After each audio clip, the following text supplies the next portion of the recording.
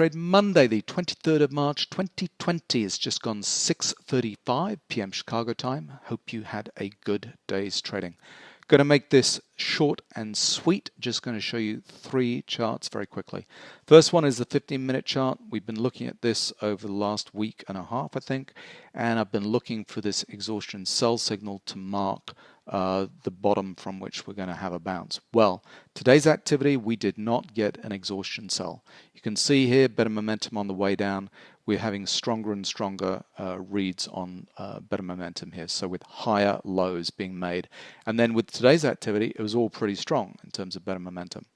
So we're not going to get that exhaustion sell on the downside for now.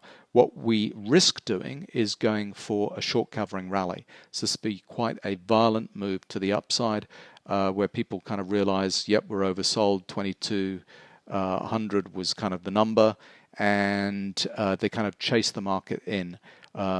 Trailing stops are hit, and we get a burst of activity, burst of momentum to the upside and get an exhaustion buy signal. And then later on, we potentially could come down and see that exhaustion sell. So that's potentially what we're lining up for right now. Now, last time we had a little bit of strength here a few days ago. You can see we got a poke above resistance levels. So then I've started looking at some kind of level above that to get a consistent break above to show me that there's actually, this trend move or potential break into a trend move has legs. That was up at 2470. We never got going above there. It just got rejected and come back down. With today's activity, we've now put in pullback to end of trend on the intermediate time frame. So that's a 45-minute chart, 3 times 15. And the last couple of bars of activity of today, we got some red bars showing strength. So we're starting to break above resistances here. So the same thing, put in a resistance kind of level above that and think, that is a target. If we get nicely, comfortably above that, that means this trend has legs. So that's 2260 is in my mind an important level. And in the after hours activity, we're starting to break above it. I think we've gone 2280, come back down a little bit, but we're having to think about that.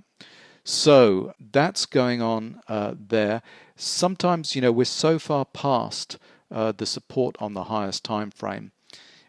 Sometimes we need 3 of these breaks. One isn't enough. We see a second and then that fails, and it's only when we get the third break that it's actually a good solid break for a change in trend.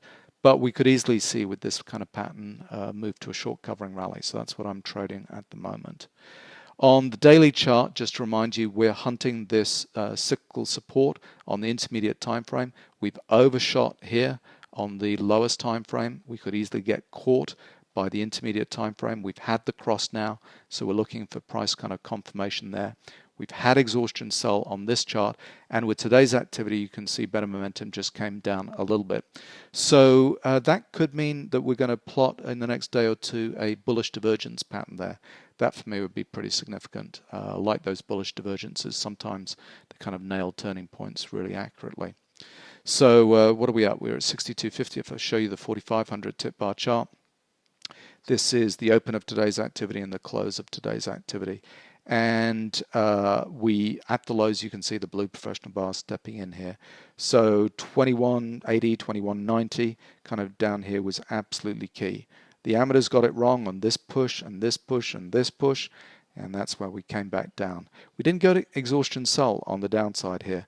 I don't know, it felt really weird. There was no really exhaustion sell patterns on the downside with today's trade. And I don't know, Plunge Protection Team or something, they just were holding it and buying it. That's why we got these exhaustion buy kind of patterns setting the move off. I don't know. It was a little bit funky. It wasn't kind of normal in my mind. But definitely they stepped in here, and we've got some strength in the after hours. We broke above this 60 level. We're coming back down to have a look at it. If we get back above 90, this thing on the 4500 tip board chart will turn red and turn into an uptrend.